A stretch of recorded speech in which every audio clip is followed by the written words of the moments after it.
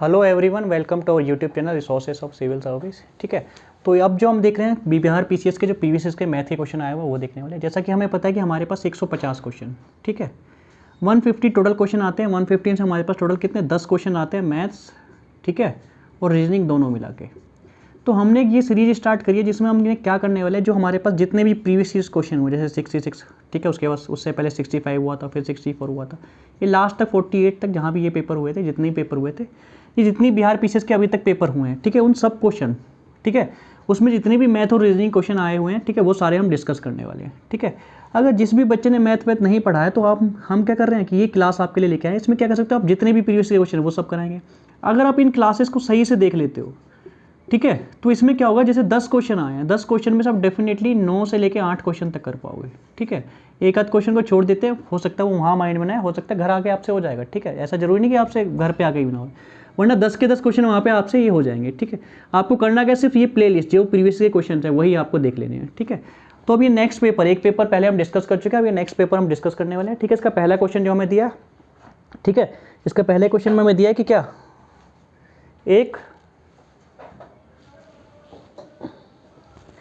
पहले क्वेश्चन में हमें दिया कि एक कमरा जिसकी लंबाई 12 मीटर, चौड़ाई 9 मीटर और ऊंचाई 8 मीटर है। ठीक है, तो हमें ज्ञात करना है कि उसमें लंबे से लंबा कौन सा ऐसा खंभा जिसकी अधिकतम लंबाई हो। ठीक है भाई, कितना मैक्सिमम बड़े से बड़ा हम खंभा उसमें रख सकते हैं। ठीक है, ये हमें फाइंड आउट करना है। तो हम देखते हैं कमरा हमारे पास किस तरीके से होता है।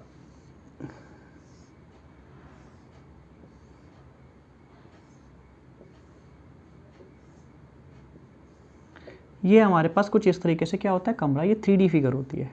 ठीक है, इस तरीके से। ठीक है, ये इसमें लंबाई होती है, ये इसमें चौड़ाई होती है, ये इसकी ऊंचाई होती है। ठीक है, हम इसके सारे फॉर्मूले देख लेते हैं, क्या क्या इसमें पूछा जा सकता है। ठीक है, अगर ये पूछता है कि इस कमरे का आयतन बताइए, ठीक है, आयतन को दूसरे शब्द में कह सकते हैं कि इसमें कितना हम अनाज रख सकते हैं, कितनी इसमें हवा भर सकते हैं, या फिर कितना इसमें हम वॉल्यूम हो सकता है।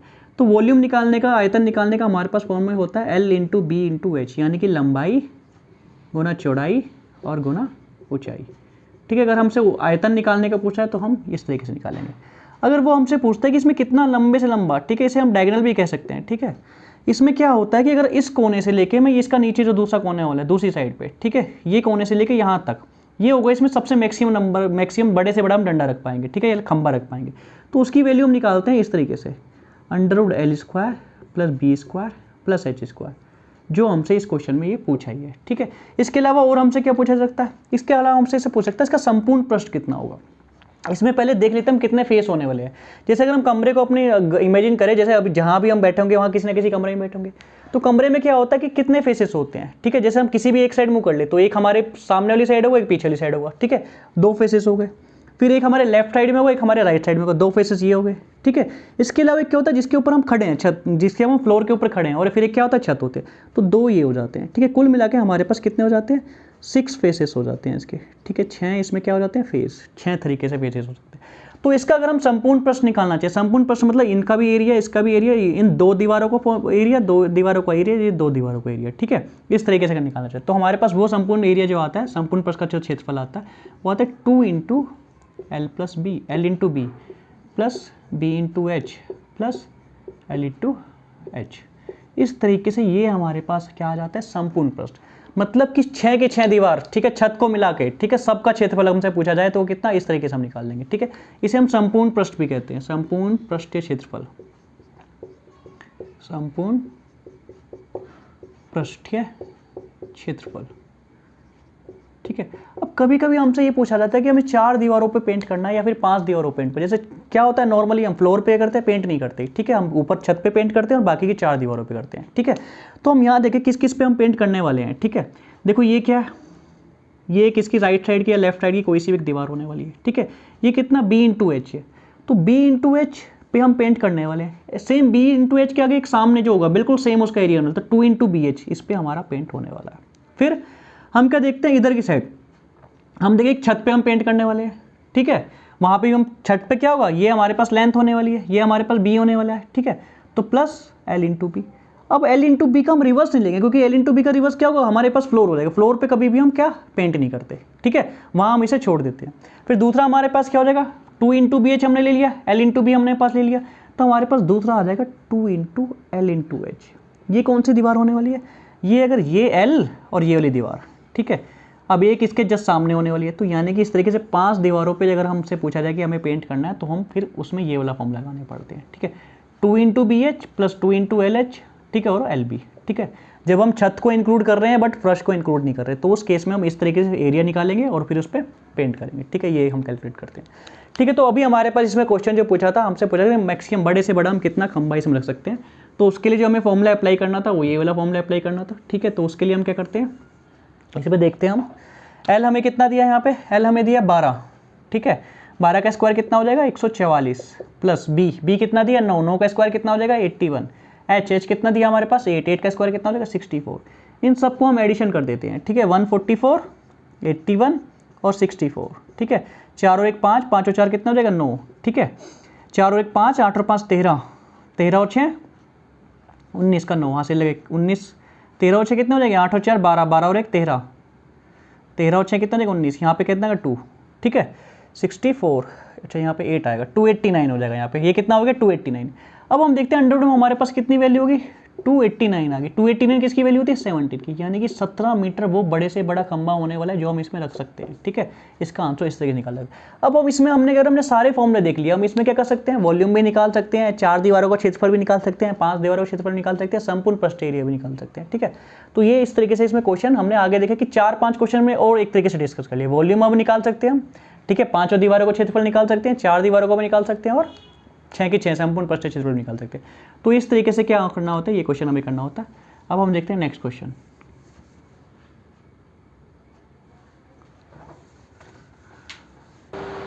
नेक्स्ट क्वेश्चन देखते हैं हमारे पास क्या दिया है। एक रेलगाड़ी जिसकी लंबाई 150 मीटर है, ठीक है, ट्रेन की जो हमें लेंथ दी कितनी थी 150 मीटर, ठीक है, उत्तर दिशा की तरफ 144 किलोमीटर प्रति घंटा की तरफ से वो जा रही है, और कितना 250 मीटर का क्या एक लंबे पुल को क्रॉस कर रही है, ठीक है, कितने सेकंड में उसे पार कर लेगी, ठीक है। तो ये हमसे दिया 20 सेकंड, 45 सेकंड, 100 सेकंड, इस तरीके से हमारे पास ये इसके आंसर दिए कि कितने सेकंड में क्या करेगी वो क्रॉस कर लेगी, ठीक है। अब हम देखते हैं, हमने क्या देखा, इस यहाँ पे हमें उत्तर दिशा से दक्षिण दिशा से कोई मतलब नहीं है, ठीक है, हमें सिर्फ यहाँ पे देखना है कि ये क्या होगा, एक पुल होगा, इस पुल के ऊपर क्या करेगी ये ट्रेन इस तरीके से जाएगी, ठीक है, और इस ट्रेन ये पार करके पूरा से निकल जाएगी, यहाँ पे बाहर आ जाएगी, ठीक है, और कितने सेकंड वो समय लेगी। अच्छा ये चीज़ देखते हैं, जब ये ट्रेन पुल को पार करेगी तो कितनी लंबाई वो तय करने वाली है, ठीक है। जब भी कोई ट्रेन किसी पुल को पार करेगी, ठीक है, तो टोटल जो डिस्टेंस ट्रेवल होगी वो कितनी डिस्टेंस ट्रेवल होगी, जो पुल की लंबाई है और प्लस उस ट्रेन की जो लंबाई है, ठीक है। तो हमारे पास यहाँ पे पुल की लंबाई कितनी दी है, पुल की लंबाई दी है 250 मीटर प्लस 150 मीटर कितनी लंबाई है, ये है इस ट्रेन की लंबाई, ठीक है। तो टोटल डिस्टेंस जो उसे पुल पार करने में किसी भी ट्रेन को, ठीक है, जैसे होगा क्या, यहाँ पे मान लो ट्रेन का पहला डब्बा यहाँ पे है, ठीक है, ये ट्रेन तो भाई पूरी लंबाई यहाँ तक होगी आखिर तक, ठीक है, इसकी कितनी 150 मीटर लंबाई होगी, ये 250 मीटर होने वाली है। जब ये ट्रेन इसे पार करना शुरू करेगी, यहाँ से शुरू करा और ये ट्रेन यहाँ पे आ गई, ठीक है, अभी ये ट्रेन यहाँ पे आ गई, पूरे चल गई, कितना चल गई 250 मीटर चल गई भाई, पहला यहाँ से पहले डब्बे को देखा तो यहाँ 250 मीटर आ गया। तो क्या इस स्थिति में इसने ट्रेन ने पुल को क्रॉस कर लिया, नहीं, क्यों, क्योंकि अभी तो सिर्फ ये यहाँ तक पहुँची है। ये क्रॉस कब कर लेगी, जब ये अपनी लंबाई पूरी आगे और ले जाएगी, जैसे ये पूरी अब यहाँ पे आगे आ गई, ठीक है, तो यानी कि 250 मीटर तो यहाँ तक और 150 मीटर इसने आगे तक, तो टोटल ये दोनों डिस्टेंस उसे कवर करनी पड़ेगी जब उसे पुल को पार करना है, क्योंकि आखिरी डिब्बा भी जब क्या होगा, पुल से बाहर होगा, जब भी तो हम कहेंगे पुल पूरा पार हो गया। अगर मान लो एक भी डब्बा यहाँ पे पुल से पहले होगा तो क्या कहेंगे पुल पार हो गया, जब तक पुल पार नहीं होगा, ठीक है। तो इस तरीके से 250 और 150 टोटल डिस्टेंस उसे कितनी ट्रेवल करनी पड़ी, टोटल डिस्टेंस ट्रेन को पार करनी पड़ी, ठीक है, पुल को पार करने में 250 और 150 कितना हो जाएगा, 250 में 50 जोड़ा कितना हो जाएगा 300, 300 में 100 जोड़ा 400, यानी कि 400 मीटर की दूरी उसे तय करनी है, ठीक है। अब हम देखते हैं हमारे पास स्पीड ट्रेन की दी है, स्पीड ट्रेन की कितनी दी है, एक स्पीड हमें दी है 144 किलोमीटर प्रति घंटा। अभी हमने इससे पहले वाले टेस्ट में भी देखा था, हमने कैसे इसे चेंज करना है मीटर पर सेकंड में, 5/18 से गुना करके, ठीक है। अब हम देखते हैं 18 को डिवाइड करते हैं हम 144 से, कितनी बार जाएगा, 18 8 से कितना होता है 144 होता है, तो 8 पंजे कितना हो जाएगा 40, यानी कि 40 मीटर प्रति सेकंड क्या आ जाएगी, उसकी स्पीड आ जाएगी, ठीक है, और क्या 40 मीटर प्रति सेकंड क्या स्पीड आ गई। अब हमें निकालना है कितने समय में, कितने सेकंड में वो क्या कर देगी, उसे पार कर लेगी। तो हमारे पास फॉर्मूला क्या होता है, समय बराबर होता है दूरी, यानी कि डिस्टेंस अपॉन स्पीड। डिस्टेंस हमें कितनी दी है 400 मीटर पार करनी है, ठीक है, स्पीड हमारे पास कितनी है 40 मीटर प्रति सेकंड है। 400 मीटर की डिस्टेंस पार करनी है 40 मीटर प्रति सेकंड से, इसे काट देंगे, 40 10 जा कितने हो जाएगा 40 10 जा, ठीक है, 400 हो जाएंगे, ठीक है। यानी कि 10 सेकंड में क्या हो जाएगा, वो ट्रेन पार कर जाएगी किसको, इस पुल को, ठीक है। इस तरीके से इस क्वेश्चन को हम क्या सोल्व कर सकते हैं, ठीक है। नेक्स्ट क्वेश्चन देखते हैं हम क्या दिया है हमारे पास। नेक्स्ट क्वेश्चन अब देखते हैं, इसमें हमसे पूछा है कि 1 से लेकर 50 तक, भाई 1 से लेकर 50 तक हमारे पास संख्या है, उसके बीच में कितनी अभाज्य संख्या है। अभाज्य संख्या को क्या बोलते हैं हम, प्राइम नंबर, ठीक है। प्राइम नंबर कैसे होते हैं, प्राइम नंबर ऐसे होते हैं जो अपने आप से कटते हैं या फिर 1 से कटते हैं, ठीक है। जैसे हम एग्जांपल लेते हैं 2, 3, ये सब होते हैं प्राइम नंबर 7। तो 2 या तो अपने आप से कटता है या फिर 1 से कटता है, ठीक है। 3 या तो अपने आप से कटता है या फिर 3 से कटता है। 5 या तो 1 से कटता है या फिर अपने आप से कटता है, ठीक है। तो ये अपने आप से कटते हैं या फिर 1 से कटते हैं, इनका इसके अलावा और कोई फैक्टर नहीं होता। तो अब हमसे पूछा गया है कि भाई 1 से लेकर 50 तक जब ऐसी संख्याएं हम लिखेंगे तो कितनी संख्याएं आएंगी, ठीक है। अब ये वहाँ पे आपको क्या करना है, वहाँ पे आपको लिखना नहीं है, बस आपने डेफिनेशन याद कर ली कि प्राइम नंबर क्या होते हैं, ठीक है। कुछ हम लिख देते हैं 2, 3, 5, ठीक है, 7 के बाद 8, 9, 10, 11, ठीक है, 13, 14, 15, 16, 17, ठीक है, 19, 23, 25, 24, 26, 27, 29, 31, 33, 30, 37, 41, 43, 47, ठीक है। इस तरीके से हमारे पास क्या नंबर होने वाले हैं, ठीक है। तो हमें क्या करना है कि वहाँ पे जाके लिख के नहीं देखने के भी कितने नंबर है कितने नहीं है, ठीक है। हो सकता है अभी हम क्या करें भाई, यहाँ से लिखना स्टार्ट करें, सपोज करो हम 17 भूल गए, ठीक है, नहीं वहाँ दिमाग में आया कि 17 प्राइम नंबर होता है।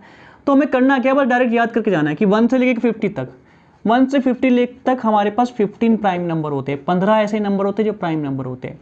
अब ये 1 से लेकर 50 तक हो सकता है नेक्स्ट पेपर में आपको क्या पूछ ले, 1 से लेकर 100 तक। तो 1 से लेकर 100 तक भी आपको क्या करना है, याद करके जाना है। 1 से लेकर 100 तक कितने हो जाएंगे, 1 से लेकर 100 तक होते हैं 25 प्राइम नंबर, ठीक है। अच्छा एक चीज़ और देखते हैं, 1 से लेकर 50 तक 15 प्राइम नंबर हमारे पास आए, और जब पूरा 1 से लेकर 100 तक हमने करा तो 25 प्राइम नंबर आए होंगे, ठीक है। यानी कि हम कह सकते हैं कि भाई 1 से 50 में मुझे कितने नंबर मिले, 15 प्राइम नंबर मिले। फिर मैंने 50 से आगे भी कैलकुलेट करना स्टार्ट कर दिया, 100 तक गए, तो यहाँ पे मुझे 10 प्राइम नंबर और मिल गए। तो टोटल मिला के 1 से लेकर 100 तक कितने हो गए, 1 से लेकर 100 तक टोटल कितने हो गए, टोटल मेरे पास कितने 25 नंबर हो गए। अगर आपसे ये भी पूछा जा रहा है कि भाई 50 से लेके 100 तक कितने प्राइम नंबर हो गए, तो वो कितने हो जाएंगे, वो नंबर हो जाएंगे 10, ठीक है। अब 3 क्वेश्चन हमने कर लिए भाई, 1 से लेके 50 तक कितने प्राइम नंबर है, 15, ठीक है। 15 इस क्वेश्चन का आंसर है जो आप पूछा गया। अगर नेक्स्ट क्वेश्चन में पूछा जाता है कि 1 से लेकर 100 तक के कितने प्राइम नंबर है, तो वो कितने हो जाएंगे, 25 हो जाएंगे। और अगर ये पूछ ले कि 50 से लेकर 100 तक कितने प्राइम नंबर होंगे, ठीक है, तो कितने हो जाएंगे, 10 हो जाएंगे, ठीक है। इस तरीके से हम इस क्वेश्चन को कैलकुलेट कर सकते हैं। ये आपको वहाँ लिख के ऐसे नहीं देखना है, बस ये आपको याद ही करके जाना है, ठीक है। नेक्स्ट क्वेश्चन देखते हैं। नेक्स्ट क्वेश्चन में हमें जो दिया है एक्स की वैल्यू दी है, ठीक है। एक्स की वैल्यू में क्या दी है, एक्स की वैल्यू दी है -2/3, और हमसे पूछा है कि इक्वेशन दे रखी है, क्वाड इक्वेशन 9x² - 3x - 11 बराबर है, ठीक है। हम क्या करते हैं, इस इक्वेशन में डायरेक्ट एक्स की वैल्यू रख देते हैं और उसे सोल्व कर देते हैं।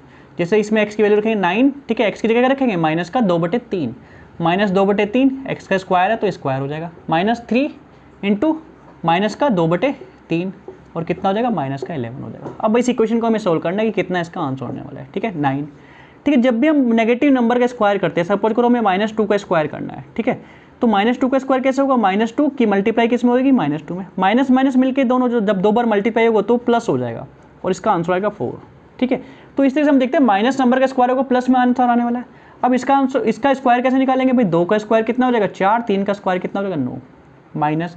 अब एक बार यहाँ पे अंदर माइनस पहले से, एक बार माइनस है, तो दोनों को मल्टीप्लाई होगा तो क्या हो जाएगा, प्लस हो जाएगा। 3 की मल्टीप्लाई कर देंगे यहाँ पे हम 2/3 में, यहाँ पे कितना बच जाएगा, -11 बच जाएगा। यहाँ पे हम देखें कि ऊपर 9 है और नीचे 9 है, तो 9 से 9 कैंसिल हो जाएगा। यहाँ पे 3 ऊपर है और 3 ही नीचे, तो कैंसिल हो जाएगा। अब हम क्या देखते हैं, हमारे पास यहाँ से 4 बचा प्लस 2 और -11, ठीक है। ये क्या हुआ, 4 और 2 कितना हो गया, 6, 6 - 11, 6 में से -11 होगा, यानी कि नेगेटिव आंसर आ जाएगा, यानी कि -5 इस क्वेश्चन का क्या आ जाएगा, आंसर आ जाएगा, ठीक है। बहुत ही आसान क्वेश्चन है ये, ठीक है। सिर्फ कैलकुलेशन करनी थी कि एक्स की वैल्यू वहाँ पे रखी हमने और कैसे कैलकुलेट कर दिया, ठीक है। अब हम देखते हैं नेक्स्ट क्वेश्चन। नेक्स्ट क्वेश्चन जो हमें दिया है, इसमें क्या दिया हमारे पास कि एक परीक्षा में प्रत्येक उम्मीदवार, ठीक है भाई, एक परीक्षा हो रही है, उसमें प्रत्येक उम्मीदवार जो है या तो वो हिंदी सब्जेक्ट को सिलेक्ट करता है या फिर इतिहास को करता है, अथवा वो करता है वो दोनों भी ले लेता है। भाई कुछ बच्चे ऐसे हैं जो दोनों सब्जेक्ट भी ले सकते हैं। अब इसमें दिया गया है कि 66% लोगों ने हिंदी को सिलेक्ट किया और 59% लोगों ने इतिहास सिलेक्ट किया। तो कहता है कि कुल उम्मीदवार की संख्या 3000 थी, तो कितने उम्मीदवार ने हिंदी और इतिहास दोनों को लिया। अच्छा, इस क्वेश्चन में हमें ये बिल्कुल जैसा हमने प्रीवियसली क्वेश्चन करा था, ठीक है, पहले जो हमने पेपर करा था उसी तरीके से हमें कर सकते हैं, ठीक है। अब इसमें हमें एक डाटा और इंपॉर्टेंट दिया है, इसमें हमें ये नहीं बोला कि कुछ बच्चे ऐसे भी जिसने कोई भी सब्जेक्ट चूज़ नहीं करा। भाई कंपलसरी है हिंदी और हिस्ट्री, ठीक है, हिंदी और हिस्ट्री दोनों सब्जेक्ट क्या है, कंपलसरी है। कुछ बच्चों ने हिंदी लिया, कुछ बच्चों ने हिस्ट्री लिया, कुछ बच्चे ऐसे भी हो सकते हैं जो हिंदी और हिस्ट्री दोनों ले, ठीक है। बट कोई भी बच्चा ऐसा नहीं है कि जिसने ये कह दिया कि भाई ना तो मैं हिंदी ले रहा हूँ ना हिस्ट्री ले रहा हूँ, ठीक है, ऐसा कोई भी बच्चा नहीं है, ठीक है। तो इसलिए अब क्या करते हैं हम इस क्वेश्चन में देखते हैं कैसे इसे सोल्व करना। भाई हम क्या मान लेते हैं, कोई भी क्लास है, भाई इस क्लास में मान लो कोई भी जो डाटा होता है वो अपने आप में 100% होता है। अभी इसे 100% क्यों ले रहे, क्योंकि हमारे पास यहाँ पे परसेंट में डाटा दिया है। अगर हम क्या करें 66% निकाले 3000 का, फिर 59% निकाले तो कैलकुलेटिव हो जाएगा। हम इसे दूसरे तरीके से सोल्व करते हैं, ठीक है। भाई क्लास में कुल मिला के कितने ही बच्चे हैं वो 100% माने जाएंगे अपने आप में। अब इस 100% में से उसने ये कह दिया कि भाई 59% इन्होंने तो क्या ले लिया, इन्होंने ले लिया कौन सा, इतिहास, हिस्ट्री ले ली इन्होंने, ठीक है। और टोटल बाकी के जो 66% हो गए उन्होंने क्या ले लिया, उन्होंने हिंदी ले ली। अच्छा ये बताओ अगर हम इन दोनों को कैलकुलेट करें 5 और 9 कितना, 9 और 6 कितना हो गया 5, 15 का 1 हो गया, 15 का 5 हो गया, कैरी 1 हो गया, 5 और 1 कितना हो गया 6, 6 और 6 कितना हो 12। यहाँ पे तो टोटल परसेंटेज हमारे पास आ रही है 125%, ठीक है। और टोटल क्लास में कितने बच्चे हैं 100%। तो ऐसा कैसे हो जाएगा भाई 125 यहाँ पे आ गया, क्यों, ऐसा इसलिए हो गया कि जब मैंने बोला कि वो बच्चे हाथ उठाओ जो हिस्ट्री लेना चाहते हैं, उन्होंने हाथ उठाया, ठीक है, वो कितने थे, वो 59% थे। फिर जब मैंने बोला कि जो बच्चे हिंदी लेना चाहते हैं वो बच्चे हाथ उठाओ तो 66% आए। तो कुछ बच्चे ऐसे थे जिन्होंने हिस्ट्री भी ले ली और कुछ बच्चे ऐसे थे जिन्होंने हिंदी भी ले ली, तो दो बार काउंट हो गए ना वो। ऐसे कितने बच्चे थे भाई, जितना ये डाटा ज़्यादा हो रहा है उतने ही ऐसे बच्चे थे भाई, 100% होना चाहिए था टोटल, ठीक है। हुए कितने 125%, ठीक है, यानी कि 25% एक्स्ट्रा हो गए, 25% ऐसे हो गए जो दोनों में आ गए थे कि वो हिस्ट्री और हिंदी उन्होंने दोनों ले ली थी, ठीक है। और यही तो हमसे पूछा कितने उम्मीदवार ऐसे हैं जिन्होंने हिंदी और इतिहास दोनों के लिए, ठीक है। तो यहाँ हमारे पास आ गया 25% ने लिए, तो 25 क्या करेंगे हम 25% निकाल देंगे, ठीक है। 25% किसका, 3000, क्योंकि हमारे पास टोटल बच्चे कितने हैं 3000, 3000 का 25% निकालेंगे तो 25 बटे क्या हो जाएगा 100 हो जाएगा। 2 जीरो से 2 जीरो कट जाएंगे, 25 से कितना हो जाएगा 75, 750 बच्चे ऐसे आ जाएंगे जिन्होंने हिंदी भी ली थी, ठीक है, और हिस्ट्री भी ली थी, दोनों सब्जेक्ट उन्होंने चूज़ किए थे, ठीक है। आंसर हो जाएगा इसका 750। इस तरीके से हम कैलकुलेट कर सकते हैं। इसका दूसरा क्वेश्चन हम दूसरे तरीके से कैसे कर सकते थे भाई, 60% निकाल लेते हम, 66% 3000 का, और फिर 59% निकाल ले 3000 का। उससे क्या हो जाएगा, कैलकुलेशन बहुत ज़्यादा करनी है क्योंकि डाटा कैलकुलेटिव हो जाएगा। तो हमें उस तरीके से नहीं करना, हमें देखना है कि दोनों मिला के 59 60 125% हो गया। और किसी भी क्लास में 100% से ज़्यादा बच्चे तो हो ही नहीं सकते, ठीक है। तो 100% होना चाहिए, तो 125 में से 100 को माइनस करा 25% आ गया। और ये वही बच्चे हैं जिन्होंने क्या करा, दो बार हाथ उठा दिया कि भाई हम हिस्ट्री भी ले रहे हैं और क्या ले रहे हैं, इतिहास भी ले रहे हैं। जब भी तो 2 बार उनकी काउंटिंग होगी, जब भी तो वो 100% से ज़्यादा हो गया डाटा, ठीक है। इस तरीके से क्वेश्चन को हम डील कर सकते हैं। अब हम देखते हैं नेक्स्ट क्वेश्चन। नेक्स्ट क्वेश्चन हमारे पास जो दिया है, इसमें दिया है हमें x इक्वल टू 0.002125, ठीक है, 0.005329, ठीक है। इसका हमें निकालना है वैल्यू कितनी होने वाली है, ठीक है, ये हमें कैलकुलेट करना है। अच्छा हम एक चीज़ देखते हैं, यहाँ से हमारे पास दिया है यहाँ पे 0.15 और नीचे लिखा हमारे पास 0.35, ठीक है। अगर दोनों तरफ यहाँ भी दशमलव के बाद 2 डिजिट है, यहाँ भी दशमलव के बाद 2 डिजिट है, तो इसमें हम पॉइंट से पॉइंट कैंसिल करके हम इसे 15/35 लिख सकते हैं, ठीक है। इसका आंसर ये बिल्कुल सेम ही है, ठीक है। 0.15 अपॉन 0.35 इक्वल टू 15/35, दोनों एक ही वैल्यू लिखी हुई है, ठीक है। इसे हम फर्दर काट भी सकते हैं, कट रहा है 5 3 जा कितना हो जाएगा 15 और 5 7 जा कितना हो जाएगा 35, ठीक है। इस तरीके से हम इसे सोल्व कर सकते हैं। तो यहाँ पे भी हमने क्या देखा कि दोनों तरफ पॉइंट है, ठीक है। या तो हम क्या करेंगे भाई, दोनों तरफ पॉइंट हटाने के लिए ऊपर नीचे मल्टीप्लाई करते हैं, ठीक है। भाई इसमें क्या करना है, जैसे क्या करता हूँ मैं, मुझे इसका पॉइंट हटाना है।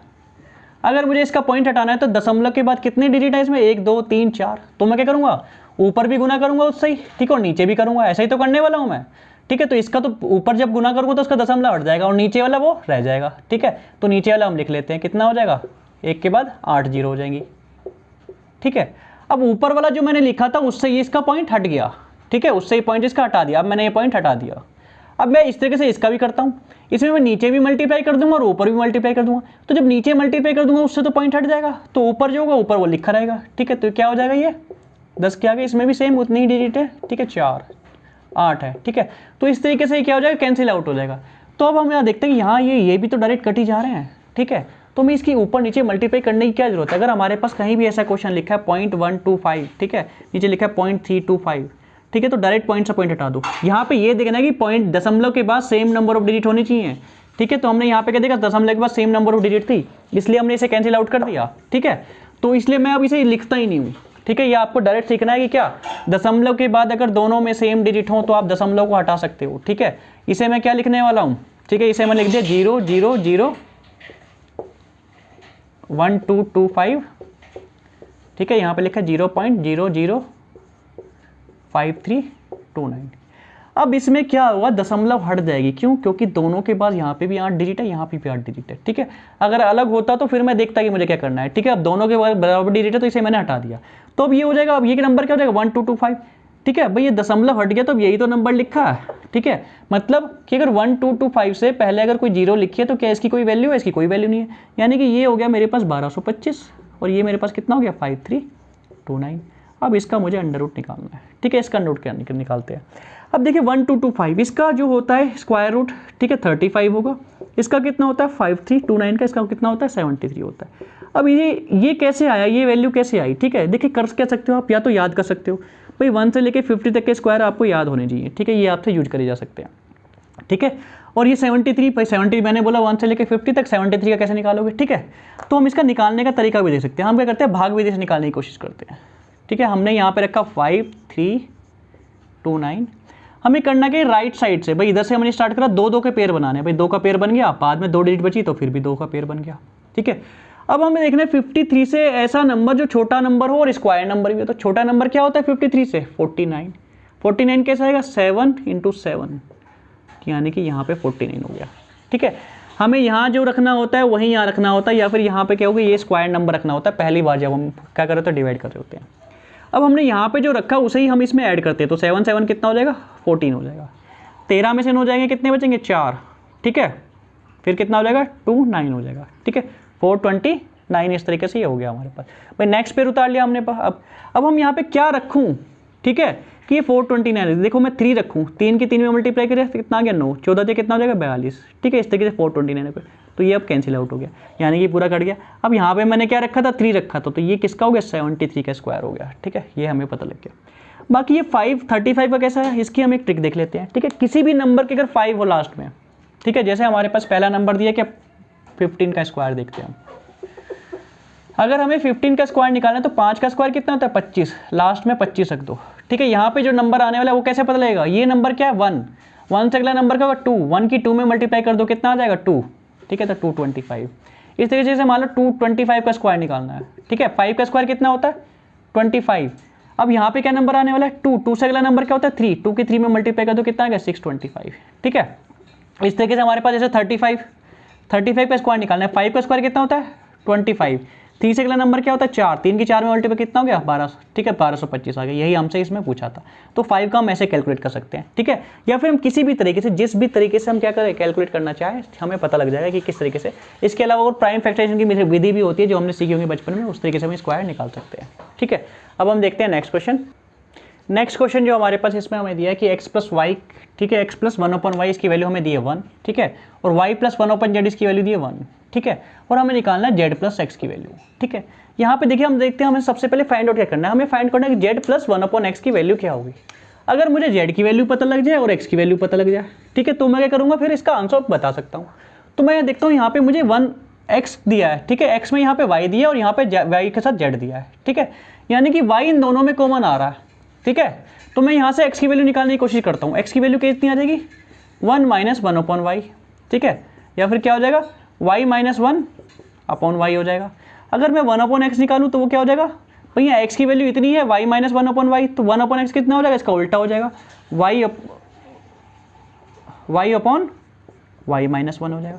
ये मेरे पास 1/x की वैल्यू होगी। अब मैंने 1/x की वैल्यू क्यों निकाली, क्योंकि यहाँ पे मुझे 1/x रखना है। अब मैं यहाँ से z की वैल्यू निकालने की कोशिश करता हूँ, ठीक है। भाई y + 1/z कितना है 1, तो 1/z बराबर कितना हो जाएगा 1 - y हो जाएगा। या फिर अगर मैं इनका उल्टा कर दूँ तो z बराबर कितना हो जाएगा 1/1 - y हो जाएगा, ठीक है। तो मेरे पास z की वैल्यू भी है, x की वैल्यू भी आ गई, और मेरे से पूछा क्या था कि z + 1/x, तो मैं z की वैल्यू रखता हूँ। z की वैल्यू कितनी होगी 1 - 1/y, ठीक है, ठीक है, प्लस 1/x कितना हो जाएगा y/y - 1, ठीक है, y/y - 1, ठीक है, ये मुझे दिया। अब देखो यहाँ पे 1 - y है, यहाँ पे y - 1 है। अगर मैं यहाँ माइनस ले लूँ तो इसे उल्टा कर सकता हूँ, बिल्कुल कर सकता हूँ, ठीक है। तो मैंने यहाँ माइनस ले लिया, यहाँ y/ क्या हो गया 1 - y हो गया। अब नीचे दोनों का एलसीएम क्या हो गया सेम हो गया, तो ये क्या हो गया 1 - y/1 - y। तो ऊपर सेम है, नीचे तो डायरेक्ट क्या कर सकते हैं माइनस कर सकते हैं। 1 - y ऊपर है, 1 - y नीचे है, तो क्या हो जाएंगे दोनों आपस में कैंसिल हो जाएंगे, तो यह क्या आ जाएगा 1 आ जाएगा, ठीक है। दूसरे शब्दों में हम ये याद भी कर सकते हैं कि जब हमें दिया हो x प्लस 1/y बराबर 1 और y प्लस 1/z बराबर 1, तो डेफिनेटली z प्लस 1/x भी क्या होने वाला है, 1 ही होने वाला है। ठीक है, ये पहला तरीका है इसका जो हम एल्जेब्रिक मेथड से करते हैं या वैल्यू पुट करके करते हैं। ठीक है, इसका दूसरा मेथड जो मैं आपको बताने वाला हूँ बहुत ही इंटरेस्टिंग मेथड है, क्रिएटिव मेथड है। जैसे कि मैंने आपको पहले ही बताया था, एल्जेब्रा में हम कुछ भी ना वैल्यू एज्यूम कर सकते हैं। ठीक है, वैल्यू कैसे एज्यूम करते हैं वो देखता हूँ मैं। मुझे यहाँ पे क्या बनाना है, 1 बनाना है। ठीक है, अब मैं यहाँ 1 बनाने की विधि देखता हूँ क्या क्या हो सकता है। मैंने x को 2 मान लिया, x को 2 मान लिया, y की ऐसी क्या वैल्यू रखूँ कि यहाँ पे क्या आ जाए, 1 आ जाए। तो मैं देखता हूँ कि मैं y की वैल्यू -1 रख दूँ, प्लस 1/-1। अब 1 को 1 से डिवाइड करेंगे -1 आ जाएगा यहाँ पे, तो 2 - 1 बराबर कितना हो जाएगा, 1।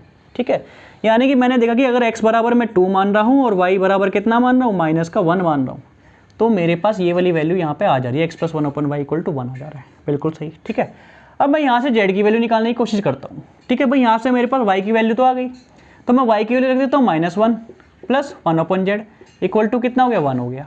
ठीक है, अब मैं देखता हूँ 1/z, ये -1 उधर जाके क्या हो जाएगा, 1 + 1, यानी कि 1/z बराबर कितना हो गया, 2। 1 और 1 + 1 कितना हो जाएगा, 2 हो जाएगा, यानी कि z बराबर कितना हो जाएगा। ठीक है, अगर 1/z बराबर 2 है, ठीक है, तो z बराबर कितना हो जाएगा, 1/2 हो जाएगा।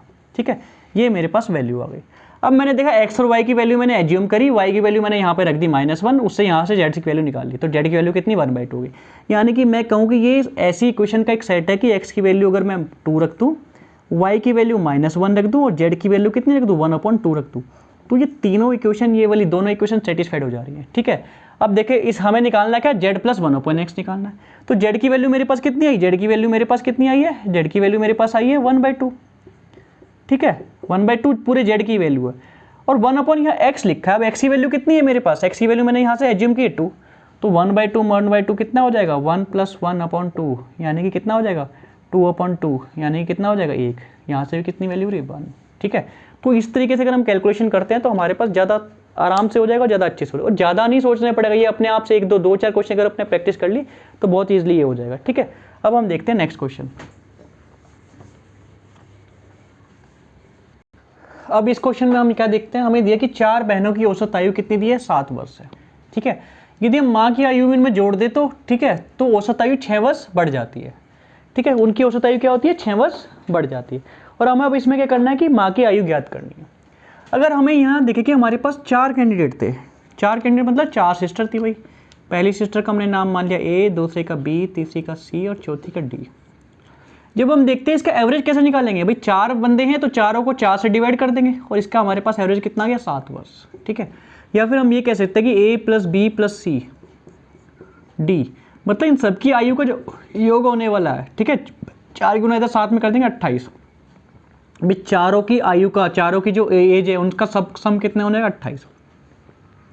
अब हमें क्या बोला है कि इसमें इनकी माँ भी आ गई। ठीक है, इनकी जो मदर है वो इनमें ऐड हो गई, A + B + C + D + E। अब अगर हम 5 लोगों की औसत आयु ज्ञात करें तो हम नीचे क्या करेंगे, 5 से डिवाइड करेंगे।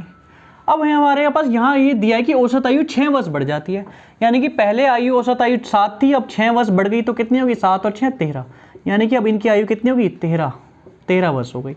यानी कि अब हम इन सबकी आयु का क्या करें, ऐड करें भाई, इनकी सबकी एज कितनी हो जाएगी, A + B + C + D, जिसमें E क्या है, इनकी मदर है। 5 और 13 की मल्टीप्लाई कर देंगे कितना होगा, 65।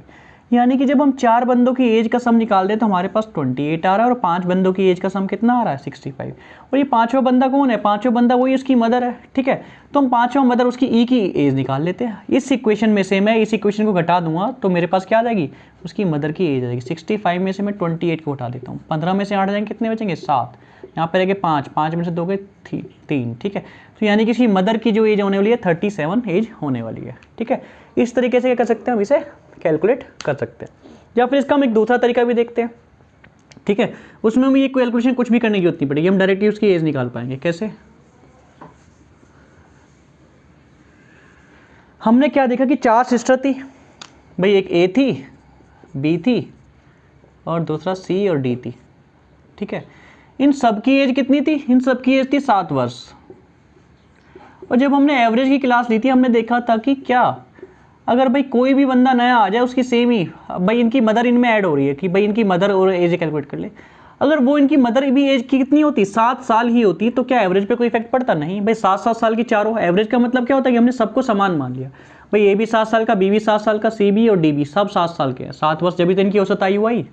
अगर हम ई को ऐड करते हैं, ई कौन है, इनकी मदर है, ठीक है, इनकी मदर मतलब इनकी मम्मी है, माँ है। अगर 7 वर्ष उसकी भी एज होती तो क्या एज, एवरेज एज पे कोई इफेक्ट पड़ता, नहीं पड़ता। बट जब इनकी मदर की एज हम ऐड करते हैं तो होता क्या है कि सबकी जो एवरेज एज है वो 6 साल बढ़ जाती है। सबकी एज, सबकी मतलब ए की भी, बी की भी, सी की भी, डी की भी और इसकी मदर ई की भी, ठीक है। यानी कि वो इसकी मदर जो आई, उसकी मदर की एज कितनी है, इतनी एक्स्ट्रा है कि वो सबको 6 दे देती है, ठीक है। अब कितने लोगों को, 1 2 3 4 5, यानी कि 5 लोगों को 6 साल उसने दे दिए, तो कितने टोटल दे दिए, 30, यानी कि 30 ईयर्स उसकी एज इससे ज़्यादा है। यानी कि 7 में हम 30 ऐड करेंगे तो कितना हो जाएगा, 37 ईयर्स हो जाएगा, यानी कि 37 साल उसकी मदर की क्या एज थी, ठीक है। इस तरीके से करना ज़्यादा आसान रहता है रेदर देन हम पहले वाले से करें, ठीक है। उससे कैलकुलेशन क्या आपको नहीं करनी पड़ती इस वाले क्वेश्चन में, ठीक है। नेक्स्ट क्वेश्चन देखते हैं। नेक्स्ट क्वेश्चन अब देखते हैं, इसमें हमें क्या दिया है। इसमें हमें दिया कि 3 की पावर कितनी है, x+8, और इधर राइट साइड में दिया है 27 की पावर 2x+1, ठीक है। तो हमें x का मान कर बिल्कुल सेम इसी टाइप का क्वेश्चन हम देखा था प्रीवियस क्वेश्चन में, यानी कि क्वेश्चन जो है रिपीट हो रहे हैं। इसलिए मैं कह रहा हूँ आप हमारी पूरी प्लेलिस्ट देखते हैं तो आप सारे क्वेश्चन वहाँ पे 10 में से कम 9 तो कर ही जाओगे, ठीक है। हो सकता है एक क्वेश्चन वहाँ पे नया भी आ जाए। तो हमने यहाँ पे क्या देखा, 3 की पावर x+8 दिया। हमने जब पहला पेपर करा था उसमें भी हमने देखा था यहाँ पे बस 3 और 5, यहाँ पे भी 5 था और यहाँ पे 5 था, यहाँ 125 था, और ऊपर इक्वेशन थोड़ी सी अलग हो रही थी बस, ठीक है। तो इसी तरीके से दूसरा क्वेश्चन इसमें कुछ 3 और यहाँ 27 दे दिया, ठीक है। अगर हम 27 को देखें तो 3 की पावर 3 कितना होता है, वो होता है 27, यानी कि 27। तो हम इस 27 को क्या लिख सकते हैं, यहाँ पे 3 की पावर 3 ले सकते हैं, और इसकी पावर कितनी है फिर 2x+1 है। अब हमने जब पहला पेपर करा था तो हमने एक फॉर्मूला लिखा था, अगर a की पावर यहाँ पे कहीं b है उसका ब्रैकेट लगा के फिर c है, तो इसमें क्या होता है b इंटू सी हो जाता है, यानी कि b की हम मल्टीप्लाई कर देते हैं c में। तो हम यहाँ राइट साइड में क्या होता है 3, यहाँ जो पावर ये 3 है, इस 3 की मल्टीप्लाई कर देंगे इस 2x+1 में, यानी कि 6x प्लस कितना हो जाएगा, ये 3 हो जाएगा। अब यहाँ पे क्या हो गया, ये 3x+8 हो गया। और जब ये बराबर का साइन है, दोनों तरफ बेस सेम है, दोनों तरफ बेस क्या है, ये सेम है। अगर ये बेस सेम है तो यहाँ पे क्या होगा, ये बराबर की वैल्यू कब हो पाएगी, जब इसकी वैल्यू x+8 की और 6x+3 की दोनों की वैल्यू कितनी है, बराबर है। तो हम यही करते हैं, x+8 बराबर क्या होगा, 6x+3 के बराबर होगा, जब ये हो पाएगा। तो अब क्या करते हैं हम, 8 इधर से प्लस का 3 आके इधर माइनस हो जाएगा, और ये 6x इधर आके ये वाला x इधर आके माइनस हो जाएगा, ठीक है। तो 8 में से 3 गया, कितना बचा 5, यहाँ 6x में से x जाएगा, कितना बचेगा 5x, यानी कि 5 बराबर 5x आ गया, या फिर इसे हम ऐसे भी लिख सकते हैं कि 5x बराबर 5 आ गया। तो x बराबर 5/5 हो जाएगा, ठीक है।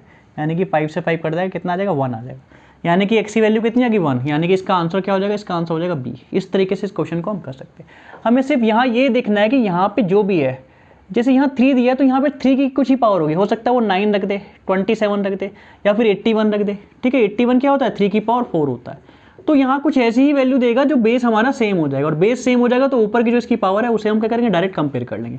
यहाँ पे इस तरीके से करते हैं। सेम ऐसा ही क्वेश्चन पिछले साल के पेपर में 5 और 125 करके दे रखा था, अब इस साल में 3 और 27 कर दिया। हो सकता है अगली बार क्या कर दे, 4 और 64 कर दे, ठीक है। तो ये ऐसे क्वेश्चन करने का यही फायदा है कि आप क्या इस तरह के क्वेश्चन फिर अटेम्प्ट कर पाओगे, ठीक है। अब हम देखते हैं नेक्स्ट क्वेश्चन। नेक्स्ट क्वेश्चन हमारे पास ये दिया है कि ठीक है, सम निकालना है हमें, ठीक है। इसमें समीशन ऑफ n की पावर n = 1 और कहाँ तक गए, 10 तक गए, ये हमारे पास एक फंक्शन होता है, ठीक है। इसे किस तरीके से हम रिप्रेजेंट करते हैं पहले वो देखते हैं। n = 1 से लेकर 10 तक वैल्यू हुई और ये हमारे पास फंक्शन है, यानी कि हमें n की वैल्यू इसमें 1 रखनी है, फिर 2 रखनी है और फिर 3 रखनी है, ठीक है। अगर यहाँ n की वैल्यू में 1 रखता हूँ तो ये कितना हो जाएगा, 2 × 1 + 1/2, ठीक है। अभी समीशन का मतलब प्लस होगा नेक्स्ट टर्म का, ठीक है। यहाँ पे 2 × 2 + 1/2, फिर कितना हो जाएगा, प्लस 2 × 3 + 1/2। इस तरीके से चलता रहेगा। यहाँ पे पहले मैंने 1 रखा, यहाँ पे मैंने 2 रखा, अब यहाँ पे 3 रखा, इस तरीके से मेरे पास 10 तक की वैल्यू जा रही है। तो यानी कि क्या हो जाएगा, 2 × 10 + 1/2, ये मेरे पास हो गया। अब देखिए एक तरीका ये है कि मैं क्या करूँ, पहले इस पूरे को ऐड कर लूँ। भाई 2 और 1 कितना हो गया, 2 की 1 में मल्टीप्लाई करी 2 हो गया, और 2 में मैंने 1/2 जोड़ा, कितना हो जाएगा 5/2 हो जाएगा। पहले मैं इस पूरे की वैल्यू निकाल सकता हूँ 5/2। इस तरीके से इसकी वैल्यू कितनी, 2 और 2 कितना हो जाएगा 4, 4 और 2 2 चौक 8 और 1 9, यानी कि इसकी वैल्यू रहेगी 9/2। अगर मैं इस तरीके से ऐड करके सबका सम निकालूंगा तो मेरे पास फ्रैक्शंस की वैल्यू आएंगी, ठीक है। और फ्रैक्शन की वैल्यू ऐड करने के लिए मुझे 10 के 10 का वैल्यू निकालनी पड़ेगी, वो सब ऐड करनी पड़ेगी। अगर मैं ऐसे करता हूँ तो रेदर देन डिफिकल्ट हो जाएगा। मैं दूसरे तरीके से करता हूँ, मैं ये करता हूँ कि इसे पार्ट में डिवाइड कर लेता हूँ, इसको भाई सबको ऐड ही तो करना है। मैं पहले भाई पूरी इंटीजर्स वैल्यू ऐड कर लेता हूँ मैं, कि भाई यहाँ पे कितना आएगा, पहले 2 आएगा, यहाँ से 2 दूनी कितना आएगा, 4 आएगा, यहाँ से 2 तिया कितना आएगा, 6 आ जाएगा, ऐसे ही फिर 2 चौक कितना आने वाला है, 8। इस तरीके से करते हैं, लास्ट में कितना, 2 धाम 20, ठीक है। इस तरीके से ये 2 20 तक आने वाला है। और फिर प्लस ये कितना होगा 1/2, ठीक है, प्लस 1/2। अभी कितनी बार आएगा ये 1/2, इस तरीके से 10 बार आएगा। क्यों, क्योंकि 10 बार 1/2, भाई 10 ही तो फंक्शन होंगे, 1 से लेकर हमने 10 तक वैल्यू रखी है, तो इस तरीके से 10 तो बार लिखेंगे हम, तो 1/1/2 कितना आएगा, 10 बार आ जाएगा। अब इस तरीके के क्वेश्चन को हम सोल्व करते हैं, देखते हैं क्या होता है। अच्छा, अगर इस क्वेश्चन में से हम ये करें, यहाँ पे हर एक टर्म में 2 कॉमन आ रहा है, तो हर एक टर्म में से अगर मैं 2 कॉमन ले लूँ, ठीक है, तो यहाँ पे 1 बचेगा, यहाँ पे 2 बचेगा, यहाँ पे 3 बचेगा, यहाँ पे 4, इस तरीके से क्या 10 के यहाँ पे 10 बच जाएगा। ये हो गया है ना। अब मेरे पास इसका फॉर्मूला मुझे पता है, ये नेचुरल नंबर का सम होता है। नेचुरल नंबर का सम निकालने का तरीका क्या होता है, n इंटू n प्लस 1, ठीक है, डिवाइड बाई 2, यानी कि 10 और 1 11 डिवाइड बाई 2, ठीक है। नेचुरल नंबर का सम निकालने का जो फॉर्मूला होता है n इंटू n प्लस 1/2 होता है, वही मैंने निकाल दिया। नेचुरल नंबर मतलब 1 से स्टार्ट हो रहा है, 2 3 4 5 10 तक जा रहा है, तो 10 गुना 11/2 n into n plus 1/2। Plus क्या आएगा इसके साथ, ठीक है, प्लस आएगा ये 1/2 1/2 1/2 कितनी बार है, 1/2 है 10 बार, तो इस तरीके से इसका सम निकाल लेंगे, ठीक है। अब यहाँ देखता हूँ ये 2 से 2 कट गया, ठीक है, 10 की 11 में गुना करेंगे कितना आ जाएगा, 10 की 11 गुना करने 110 आ जाएगा, प्लस इधर से करेंगे 2 से इसे काट देंगे, 2 पंजे 10 हो जाएगा, प्लस 5 हो जाएगा, तो 110 और 5 कितना हो जाएगा, 115, यानी कि 115 इसका आंसर हो जाएगा। कौन से ऑप्शन में आंसर है, 115। इस तरीके से इसका आंसर हम कैलकुलेट कर सकते हैं। तो आपको पहले इसको पूरा कैलकुलेट नहीं करना कि भाई 2 को मल्टीप्लाई 1 में कर ली, 1/2 कर लिया, ठीक है। इसे आप इस तरीके से अगर लिख दोगे, ठीक है, 5/2, इस तरीके से फिर से कितना 9/2, और ये कितना हो जाएगा, ये हो जाएगा 13/2। अगर आप इस तरीके से कैलकुलेट करोगे तो फिर आपको 10 की 10 वैल्यू फाइंड आउट करनी पड़ेगी और फिर 10 की 10 का कैलकुलेशन करना पड़ेगा, ठीक है। आपको ऐसे नहीं करना, आपको इंटीजर्स को एक साथ ऐड कर देना। इन सब में से 2 कॉमन लेने के बाद ये क्या हो गया, नेचुरल नंबर का सम का फॉर्मूला हो गया। वो फॉर्मूला ये लिखा है, इस तरीके से यहाँ पे अप्लाइड कर दिया। इसी तरीके का सेम क्वेश्चन पिछले क्वेश्चन में भी था, ठीक है। ये हो गया यहाँ पे हमारे पास, ये पेपर सेकंड पेपर हमारे पास खत्म हो गया। अब हम जो है नेक्स्ट पेपर देखेंगे, ठीक है। आपको करना क्या है कि बस ये पेपर जो हम जितने भी पेपर कराने वाले हैं, ठीक है, 10 से लेकर 12 पेपर जो भी होंगे, आप सिर्फ इन्हीं पेपर को देख जाइए, ठीक है। डेफिनेटली अगर पेपर सेम ही टाइप का आता है, अगर एकदम से टाइप चेंज नहीं करते हैं तो अलग ही बात है। अगर सेम टाइप का आता है तो आपको 10 के 10 क्वेश्चन हो जाएंगे, ठीक है। आज के लिए थैंक यू। बाकी हम क्या करते हैं, कल की क्लास में मिलते हैं।